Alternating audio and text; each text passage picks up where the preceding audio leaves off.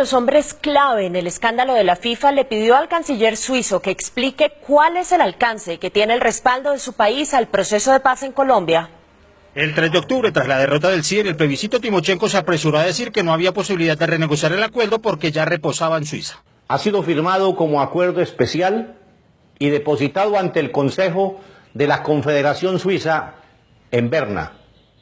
Ello le confiere innegable e irrevocable efecto jurídico. Sin embargo, y tras la inquietud que se despertó en la opinión pública de su país, el canciller suizo también se apresuró a aclarar que el hecho de que el documento haya sido depositado ante el Consejo Federal no le confiere validez jurídica y que son las dos partes, gobierno y FARC, quienes se lo deben asignar. El jefe de la diplomacia suiza había venido en abril de 2013 a Colombia y se reunió con la canciller María Ángela Holguín, a quien le reiteró el apoyo incondicional al proceso de paz. Una vez superado el escándalo de corrupción al interior de la FIFA, cuya sede queda en Suiza, ese país puso sus ojos en otras preocupaciones.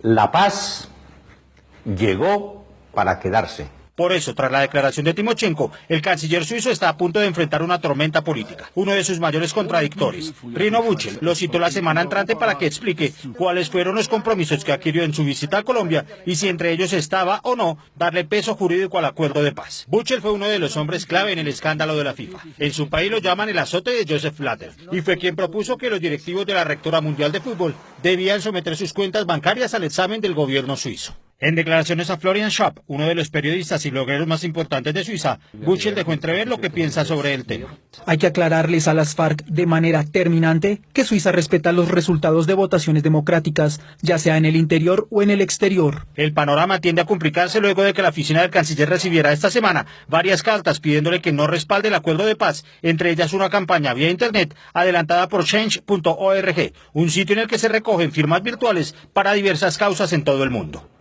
Tengo que confesarle que a mí esta nota me causa un poco de gracia, porque este es el resultado de una tesis jurídica de lo más exótico que se inventaron en este país, que es básicamente que si usted agarra los acuerdos que se firmaron en La Habana y se los lleva y se los entrega al gobierno suizo, no en copia, sino en original, automáticamente esto adquiere estatus de ley internacional y entonces es absolutamente intocable. Esa tesis es una tesis que empezó a promover el exfiscal Montealegre y que Timochenko muy hábilmente se apropia y dice, bueno, si los acuerdos ya están en Suiza es porque los acuerdos ya tienen estatus de derecho internacional y nadie los puede tocar.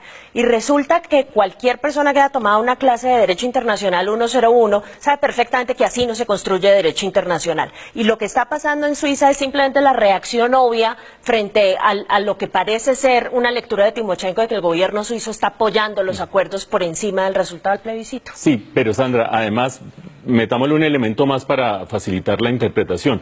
¿Por qué Suiza? ¿Por qué Berna? ¿Y por qué la Cancillería suiza? Sencillamente porque allá se depositan unos acuerdos que están cubiertos bajo la normatividad internacional de los derechos humanos, bajo los acuerdos de Ginebra, que establecen que dos partes que estén en conflicto pueden hacer un acuerdo especial y ese acuerdo especial se depositará allá, depositar, no es legitimar, ojo, depositará allá y si las partes lo terminan acordando, queda cubierto por ese derecho internacional humanitario. Ahora, usted bien dice, Sandra, el hecho de que esté depositado un acuerdo allá, si las dos partes no terminan aceptándolo y ratificándolo, pues termina quedando allá depositado, guardado en una caja, pero eso no le da ningún tipo de legitimidad. ¿Qué se necesitaría para que ese acuerdo hubiera sido finalmente ratificado en Colombia? Lo había dicho el canciller justo antes del plebiscito. Dijo, número uno, el plebiscito lo va a ganar el gobierno. Por lo tanto, inmediatamente queda ratificado este acuerdo, o por lo menos se abren los espacios jurídicos para hacerlo. Y si se llega a perder el plebiscito, por lo menos el Congreso tiene que ratificar el acuerdo, como ratifica un acuerdo comercial internacional, un acuerdo entre partes.